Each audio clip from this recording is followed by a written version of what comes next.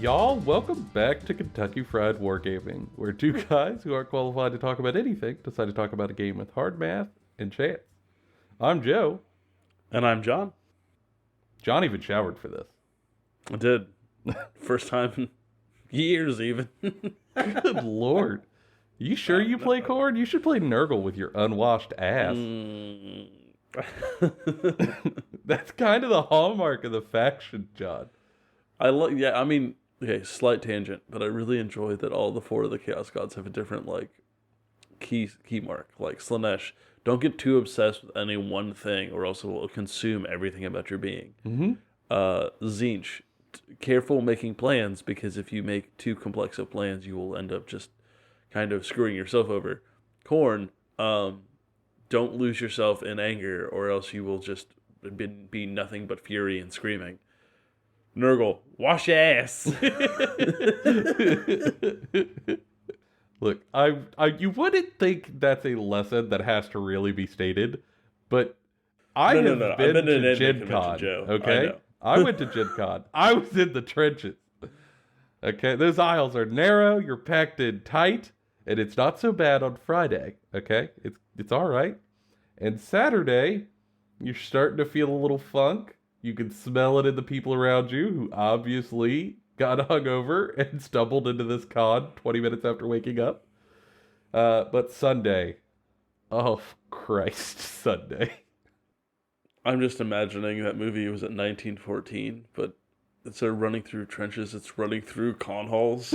Oh no! Yeah.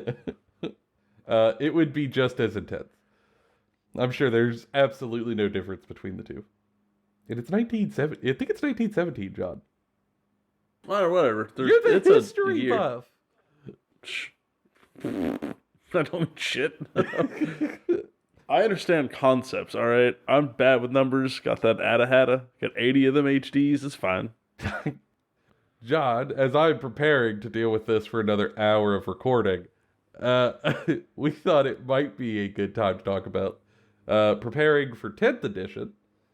Because let's be honest, it's kind of on everybody's mind, right? Like, we all know 10th is coming now. It's coming. Like, they're releasing a 9th edition balanced data slate. No one's going to use it. Like, I think a lot of people are just, besides, very competitive players, are just not going to play 9th edition until 10th edition's out. It's, a couple months away. Mm-hmm. And I think that means that now, because most people are like, I don't want to really, play 40k right now. It's going to go away.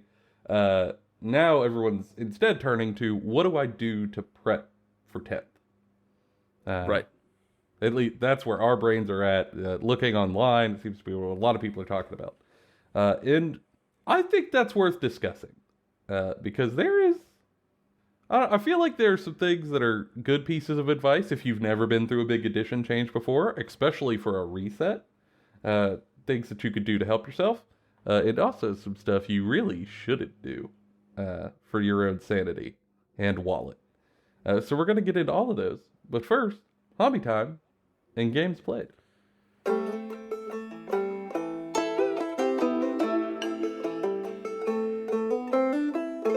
All right, John. What you been up to? Well, Dark Angels, mostly. Dark Angels? Well, who could have seen that coming? Yeah. We've got 6 Blade Guard, a couple of character units, 5 Terminators done, 5 Terminators in parts that I'm going to finish, and then Deathwing Knights are after that. Yeah, that's the Atta-Hatta. Them's 80 Hettas. And then we go do Raven Wing after that.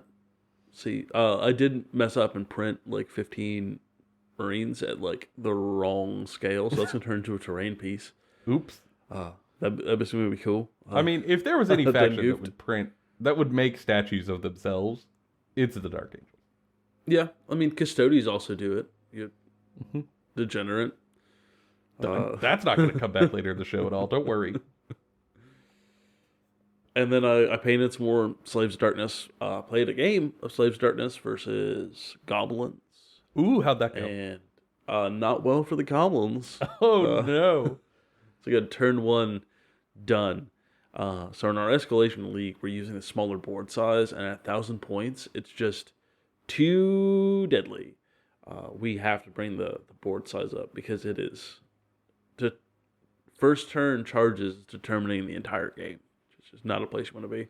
No, and like, don't get me wrong. At 1,000 points, you have more to work with than at 750.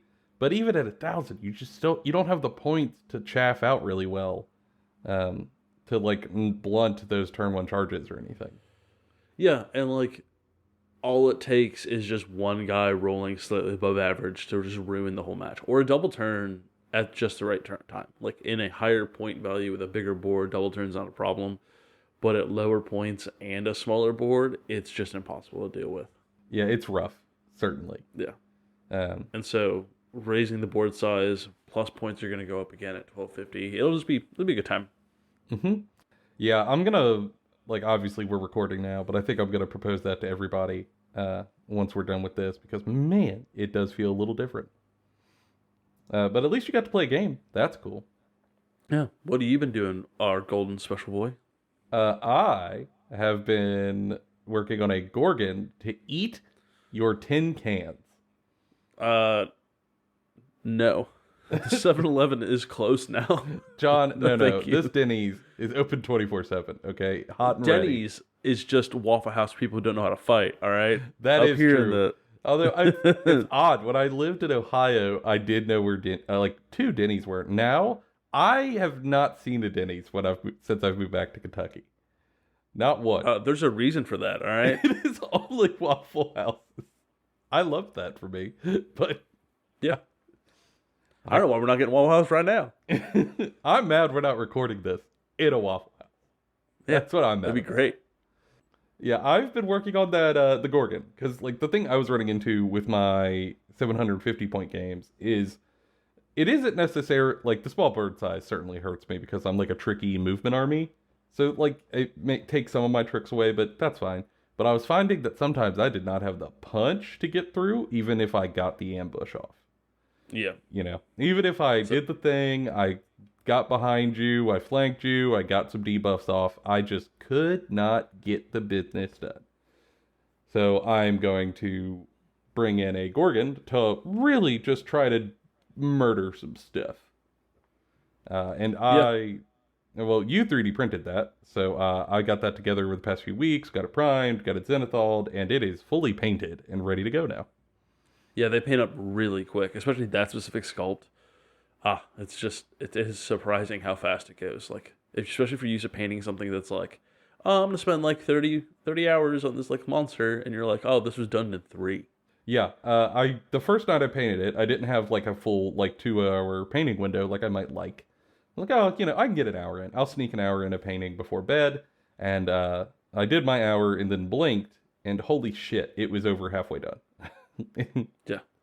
Especially with the scheme I'm using, I'm doing a lot of contrast over a zenithal through an airbrush and stuff, and then just like streaking grime on top of that, and it was blisteringly quick, which is cool. It gave me more time to base it and get it ready. It's almost all skin, so like... It is.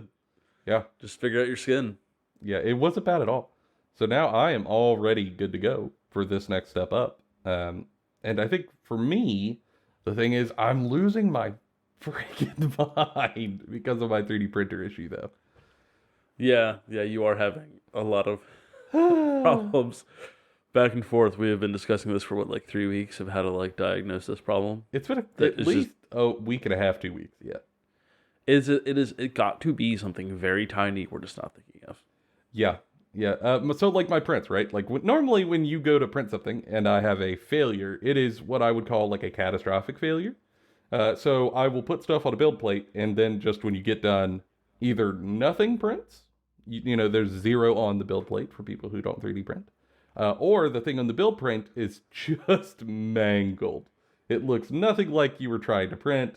It's obvious it like fell apart or something went wrong, terribly, terribly so, and you can't tell what you were trying to print. In those instances, I've had those happen a lot, and I've become really good at diagnosing those of what's going on. But this time, my stuff is printing. And it even looks right. It just looks squished. And a little Squeeze. twisted. Like, squish, slide. It's just a little off. It's like I get my 3D prints, but they're in like a Tim Burton movie. So I'm not sure what to do with John. I see you giggling at my funnies. You can't hide it from me. But I'm not sure what the hell to do with that. I have tried retightening the FEP bed. I have tried replacing the FEP altogether. I have tried re-leveling. I've tried retightening the bolts on the actual plate. I haven't changed any settings. I've tried more supports. I've tried different prints. Have you tried tightening the screw, like the descending screw? I don't know what screw you refer to, John. There's so many screws. The one you had to replace. The prongs up through the bed? No, like where it goes. You know, the wheel. Yeah, the specific engineering term for 3D printer, the wheel spot. Yeah. I believe that's called a cantilever. And no, I have not, but I'm going to try it after this because my wife is delightful and was trying to Google with me. And she just kept reading off sort of like ideas. Done it. And the cantilever, which I believe is the appropriate translation for is that thing that I haven't touched, so I haven't tried it. But I'm gonna, because I'm grasping at straws. But it all feels like snug, though, so I don't know. I'm just gonna lose my mind a little. It's totally fine. It's fun. It's springtime lose mind season. Let's go. But I would really like to print some Custodes to test a new paint scheme on. But alas, I am cursed. Which makes it a little difficult, because really what I'd like to be doing is prepping for 10th. Seth, play music.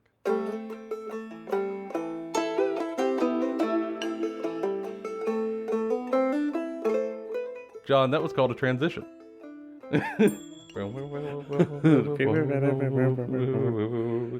okay. John, 10th edition, right? Yeah. We're gonna hit this iceberg. Okay. Didn't think we'd ever get here. But we are. Well, I knew we would get here. I mean, yeah, sure. But it feels like we got here awful fast. Like if I'm back being in totally 5th edition, 10th edition felt like forever away. Yeah. Ever away. I feel like 9th, the Panini ensured I missed out on 2 years of 9th. Yeah, like Panini ruined 9th. Like I think that's something we should just get out of the way starting out. Is 9th edition didn't feel like a full edition. In a lot of ways it wasn't, because we didn't get to experience the full 3 years, and everything got squeezed into one time, and it wasn't good. Yeah, much like Joe's prints regularly now, there. The edition got squished, and that meant all of the rules got kind of loaded into one spot. Yeah. And that became overwhelming for a lot of people. On top of that, it feels like 9th edition was poorly implemented, which is not entirely GW's fault. It is like just a natural part of that business scheme in that situation. Mm-hmm. But 10th edition is looking like a divergence from that, where we'll get a full edition and we can all be excited about the release in the same spot and play together in person in the same spot in a way that we haven't really gotten to do in like 6 years. Yeah, right off the bat. Like that's really, really exciting for me. I can't blame them for like 9th being 2 years shorter, but it's regardless of me like intellectually knowing why that is, it still feels odd. So I think I'm ready to just rip the Band-Aid and be into new edition. But the hard part of that is that prepping for a new edition is kind of a difficult task, because you have all of the amp in the world to want to go. Like the hobby tank runneth over when a new edition's on the way. You got new rules that are coming out. You got little snippets and previews about what your armies are going to do. And that's exciting. Everyone gets it. Everyone's getting it. It's not just like my special boys. Everyone is, and we get to share in that excitement and kind of pump each other up. Yeah, so like you really, now more than ever, you want a hobby. But what the hell do you hobby on? Because you don't know what's coming. That's really the difficulty of it, and where I think the discussion is helpful. Because normally, like, let's say, John, you were going to build an army, right? You're probably going to grab your codex, you're going to open up your book, and you're going to be like, oh, what looks fun, or decent, or good, or like whatever, depending on what you're trying to get to. And then you build yourself a little list while you're on the toilet, because that's where you build lists. Yeah, and yeah, it's true. Then you would, build toward that list. Well, right now, you have no idea what the hell's going to be good next edition. You don't know how the rules are even going to work for your faction. You don't know where everything's going to slot in terms of list building. You don't know what your stratagems around these things are going to be. You don't know their special abilities. Like, there's a lot of uncertainty at a time that you also have a lot of excitement. So, like, how do you parse those two things? And I think that's the focus of the conversation. Yeah, I think that largely the answer to that question is be patient, like, with yourself, and also waiting for rules, like, or take risks, right? Like, for me, I have nothing about what the Dark Angels rules are going to be, but I saw Lionel Johnson, and I like Lionel Johnson. And you got ADHDs, so I'm going to print a bunch of Dark Angel stuff, and I'm going to have him be next to Lionel Johnson. I'm going to walk over to the GW store. I'm going to buy Lionel Johnson off the shelf. I'm going to build him. I'm going to put him on a table, surrounded by a bunch of Dark Angels dudes. Don't know how it's going to play, but like, I know that there are units for Deathwing, because I don't have any of the army yet, and I can print those.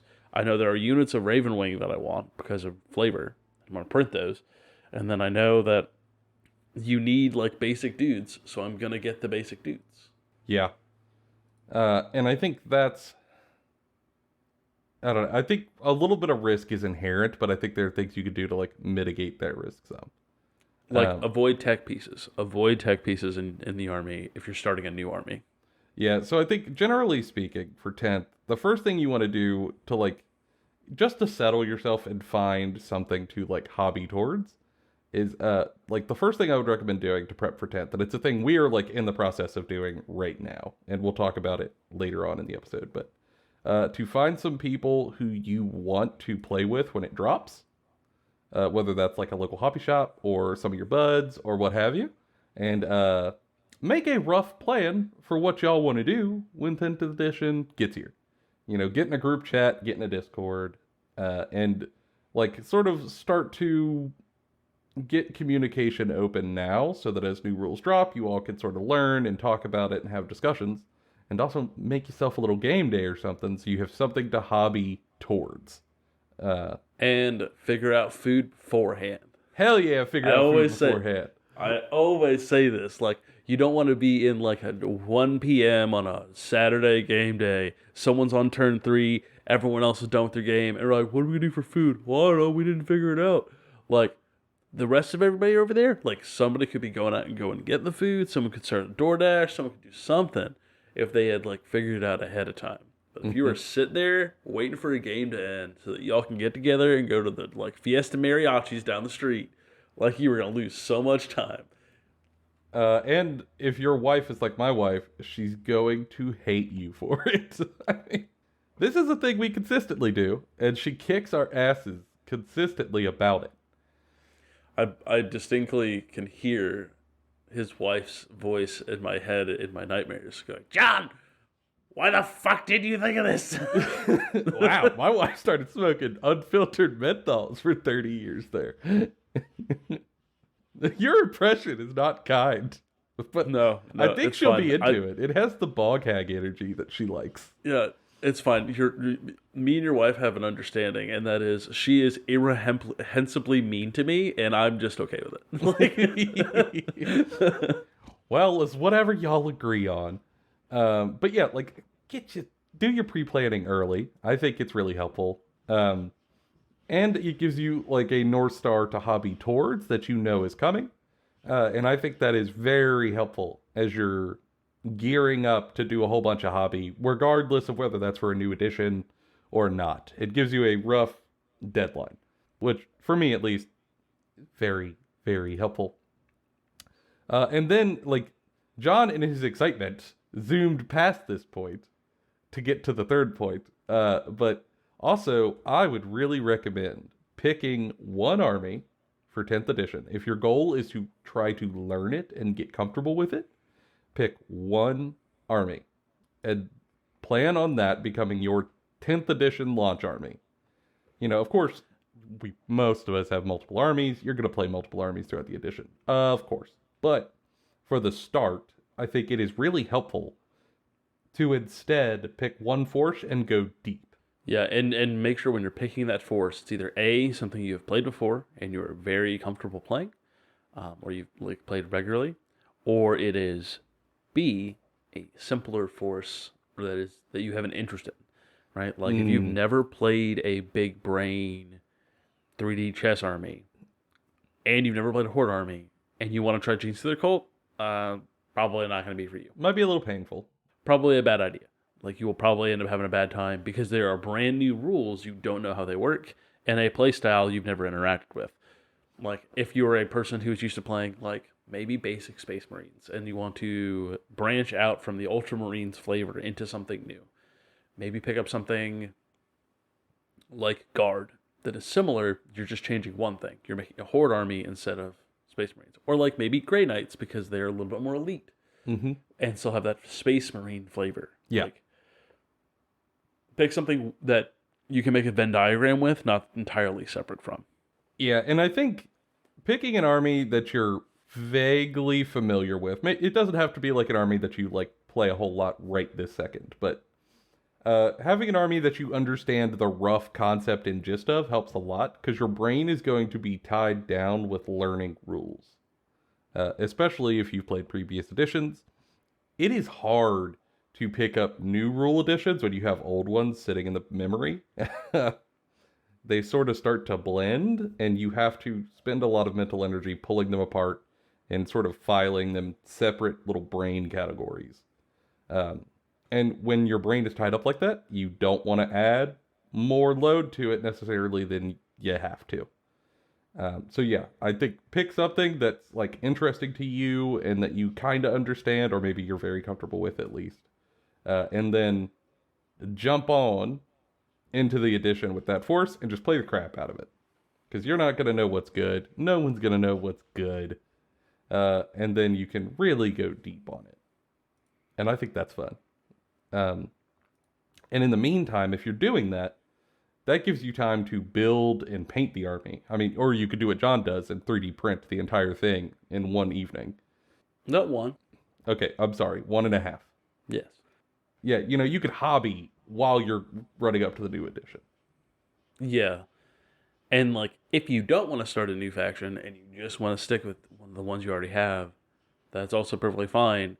In that case, if you already have a core of a faction and you already have, like, all the bits and bobs that you would normally have, maybe now is when you get those pieces that you're like, I have no idea if it's going to be good or not, but I want to work on it because I like it. Yeah, because who knows? Maybe like your favorite little pet piece is going to be good, the new edition. The Catan, the big Khitan, yeah. Yeah, the Khitan, the big old stompy robot. Right now, I've had it since, like, 7th edition. Yeah, right now it's kind of iffy. Who knows what it's going to be in 10th? Who knows? If it was unpainted, why the hell not throw it on the table? And give you a little thing to be excited about. Or if you're getting a new army, it gives you time to build it, put it all together. And, we got a couple of months. Now is a great time to do that once you have made the decision of, I am playing X army. Perfect. I think it's the best thing you could do for 10th. However, it's kind of tricky though.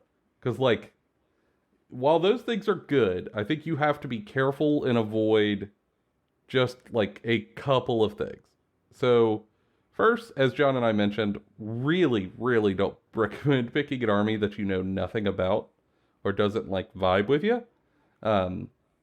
Because it will make your play experience so much more difficult once the rules are out. Yeah. And especially don't pick an army because you think it's going to be good. Oh, Lord, you don't know what the rules are. Like, oh, God, no. If playing an army, if your rules being very good determine your enjoyment for your army, you're going to want to wait till you see the rules. Just that no amount of educated guess is going to be completely nail on the head. Yeah, because you have to understand, like, they're doing a hard reset to everything. And when they're doing a hard reset to everything, nothing is safe. It's true. Nothing.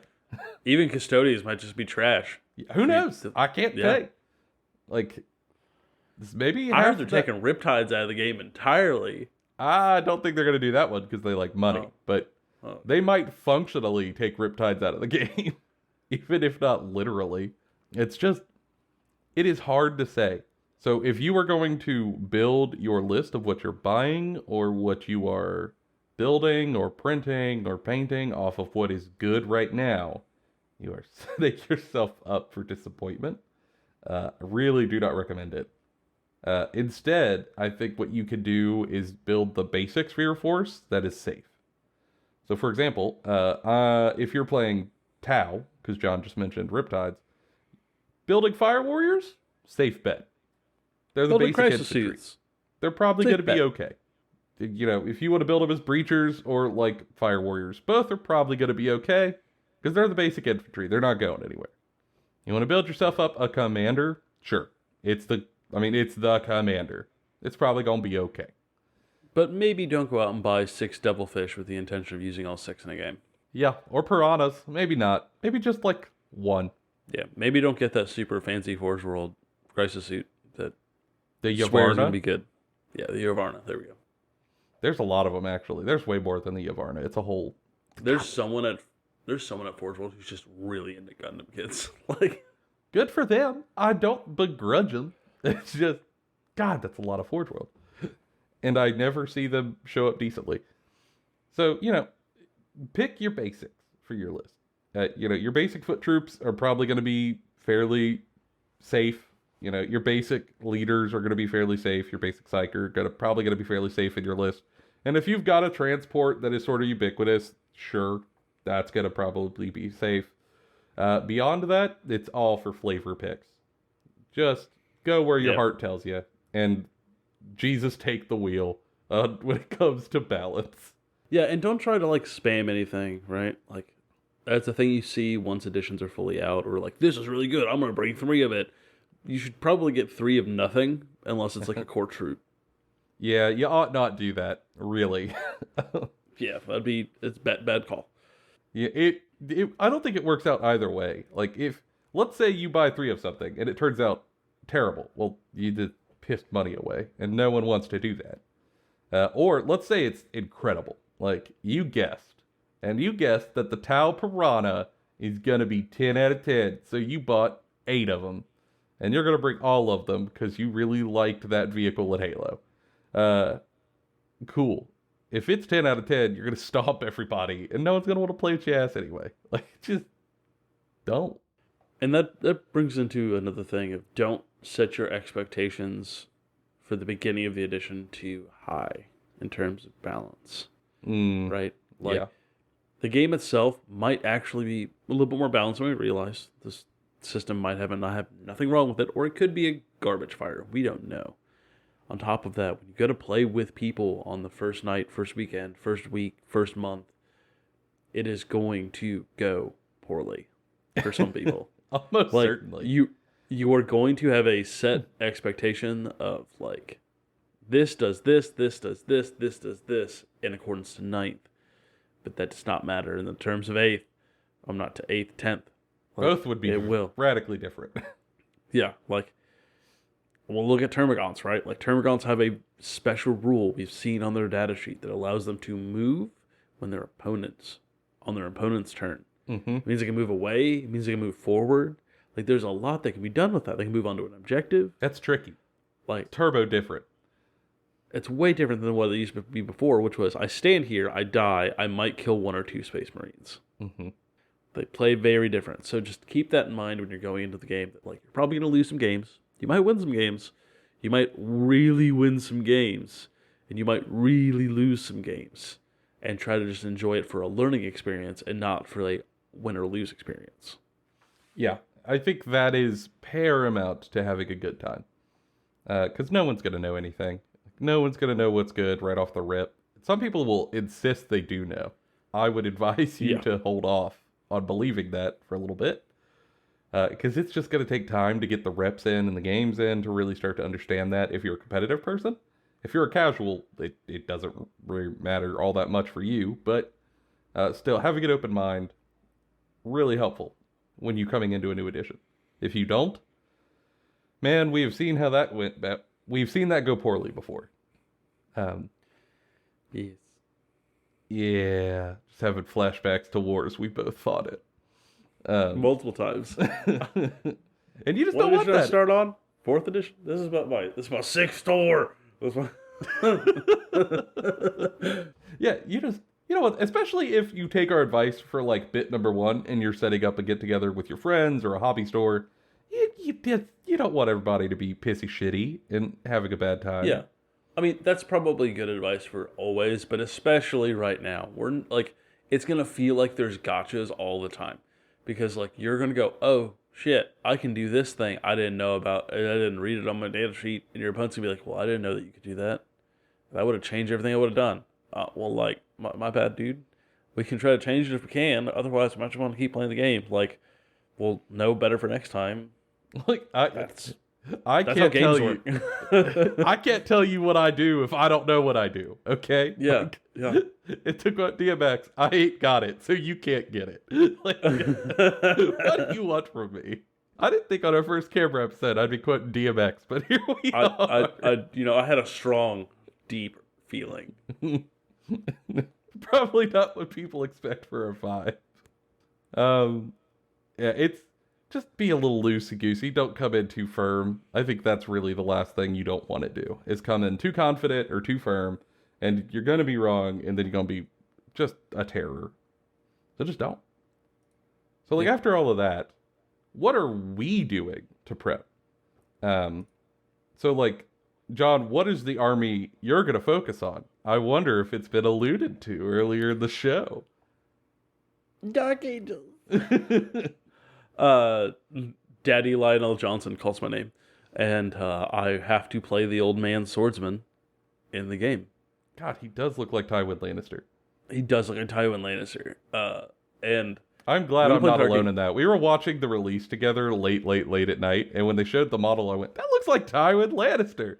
And I couldn't tell if I was just in a sleep-addled fugue state where I'm seeing shit, but thankfully I woke up the next day and the memes ran over. So it's not just me. The memes runneth. The memes do runneth over. No, I came to Dark Angels not just because Lionel Johnson. Really like the Primarch model. Very cool. It is. I also think that playing Marines is a safe bet early on. Yeah. And like the two other factions I have to play are World Eaters, which are very melee only, which is terrible to start the edition with. Mm-hmm. And Gene Stealer Cult, which either I'm going to flub up or my opponents are going to be like, that's a thing you did to me. Thanks, champ. I didn't know the counterplay to it. Yeah, so I'm gonna start with Dark Angels. I might dip into the other ones relatively soon after. But I also just like Space Knights. They're super fun. So I'm gonna bring Space Knights, and they're pretty easy to work on. And I really enjoy that I get to paint 3 different color schemes and not just one. Yeah, you get the bone scheme, the dark scheme, and then the sort of greenish scheme. I think it ups your hobby variety. Because let's be honest, sometimes when you're painting a Space Marine army, it can be a little bit of a bog as you get onto the back end of painting like your 80th model with the exact same armor. Yes. And yeah, that's pretty cool. Yeah, I'm just gonna go with Dark Angels, and I'm going to build out the force pretty wide, and see where it takes me. Well, and How about you? What faction are you doing? You got options, which is cool. Yes. For me, I have sort of looked at my factions kind of like you did, and kind of thought myself through them. Like, I started Tau in 9th, and I've really come to like Tau, and I think I'm pretty good at them. But the thing is, when I'm thinking about playing Tau, well, I'm excited because I just like them. I start to think about them in the sort of like in the perspective of learning a new edition, where like, okay, Tau, melee. I want to learn the new melee rules. Well, I won't have any of those. You could kiss them goodbye. I just won't learn them if I play them. Bye. Psychic, like the new psychic changes. I want to learn those. Oh well, I can just kiss that goodbye because I'm playing Tau. I can't touch that at all. So I guess I won't learn any of that. I guess I'll learn how to shoot pretty good, but I won't learn the fundamentals. So I'm gonna put the Tau aside for now, even though I really, really like them. And the idea of a streamlined Tau where I don't have to like get all finicky with some of these weapon loadouts sounds just top notch. Excited about that concept. And that then leaves like Votan and Custodes. Well, I guess Orcs also, but I do not have enough Orc models to hit 2K. Votan is interesting, and I'm so excited to play Votan. I think I will love them. But we know from some rumors that I tend to give a little bit of credence, because the guy ain't been wrong yet, that Votan is getting a second wave. And it's going to happen fairly soon after 10th drops. So I don't want to, like, play Votan off the rip on 10th, learn their rules, get a codex, have to relearn all the rules. I'd rather just and also hold off. Their army pool, like their unit pool, is probably going to double. Yes, that'll completely change what you take and don't take. So you might have end up having 3 of something that you're never going to use. Again. Yeah, there might be a whole lot more options. So I'm just going to hold off on Votan, even though I'm really, really hyped to play them. And they might end up my main faction for 10th. No joke. And that leaves Custodes, which I actually think will be a good army to learn from. They're an army that I've played in 8th and 9th, so I understand their core fundamentals. And they're an elite army, which makes them a little less forgiving, but they're also fairly tanky, which should help me a little bit as I try to learn this edition and fumble through and make bad choices and all that stuff. And I'll get to do some melee. I'll get to learn some anti-psychic stuff with the Sisters of Silence. I'll get to do some shooting. I get to see big robots. They got a number of weapon profiles, so hopefully I get to see, anti-infantry and anti-armor and how those keywords work. There's some talk about like them having maybe some reactions coming into the game. I imagine Custodes will have cool reactions, so I can learn some of those. And I think it'd be nice. And it won't require a ton of models, which is cool. So I just think altogether they're a good learner force for me. Depending on if I have to learn all new karate stances. Yeah, if you have to become a black belt, the Lean Six Sigma kicking ass or whatever. Hey-ya! I did it the karate. Okay, the karate felt a little weird. I would like it if they would streamline some of the karate stuff, but we'll see. We'll see. I'm feeling like you're gonna have a streamlined karate, Joe. I'm really hoping. I would love a streamlined karate. I don't know. The only downside is that, y'all, I have painted Custodes before. Okay? First time I painted Custodes, I was new to the hobby. Didn't look all that great. So I retried it. Repainted. It looked better than the first one. I still don't like the look, though. It looks a little flat. So I might have to repaint these Custodes for the 3rd goddamn time. At least it's only 16 models or something like that. Yeah, but there's so much detail. It's detail on detail on detail. I'm gonna just politely gesture at my slaves of darkness and go, yeah, is it a lot of detail, Joe? It is a lot of detail. It's rosettes and filigree and tiny, swivelly, sort of like floral patterns all the way down. You can dry brush those, it'll be alright. You cannot. They are too delicate. Edge highlight only. I've tried. John, I have tried. I don't believe you. It's true. It's true. I hate that it's true, John. Well, beyond repainting your entire Custodes army, what are the other things we're doing? We're planning an event. We are. We're doing an event. With a bunch of dudes. That's the big one. Is that for us, we've alluded to it a couple times this episode, but our big excitement is everybody being on the same rules, all at once, off the rip, digital, no money. And even the concept that none of us will know what's good or not is really exciting for our play group. That just sounds great. So we are going to get together with 8 of us and cram into my house for a weekend. As soon as we could find out when the rules drop to schedule it, and play all weekend. Just all weekend. And then directly after that weekend, we're probably going to be recording an episode. Just That Monday after will be us recording. no sleep, full of knowledge, none of it processed, none of it in any form that's coherent. It's gonna be great. Can't wait. I'm really looking forward to that weekend. I am. I think it's going to be a shit show in the best way. Yeah, like that's the beautiful thing about the starts of new editions is they're always fucking shit fires. They are never are they like these well-planned, executed affairs. Like everything goes wrong and it's enjoyable. Like everything goes up like upside down and it's great. And especially like for us, it's our buds. So it's even better. Because if someone does something terrible, you can just sort of ha ha. It's well, like even beyond our event, right? Like Reddit's gonna be fresh to death. Facebook groups on fire. Twitter, people are gonna be screaming at each other. Lord, everybody's gonna be so mad. This is like Warhammer election season, all right? Like it's gonna be great. You're gonna see attack ads from your all party with Dark Money Pact funds. All funded by the Custodies, actually. If anybody funded Dark Money influence campaigns, it's the Custodies and the Alpha Legion. Yeah. Yeah, 100%. Yeah, God. There is no lie there. I pondered it in terms of like our get-together, like everything being up in the air. I'm like, yeah, that's fun. But everybody is going to be mad in the groups. It's been very good. It's been so good. They're mad now. There's so many dudes already who are out there like, I can't believe they updated the 10th edition. We couldn't have... there's no way I could have known about this 6 months ago. I'm going to set my entire army on fire. Yeah, it's a little dramatic for my liking, but to each their own. And then I think the big one for John and I is, in addition to all of that, we are planning podcast stuff. Yes.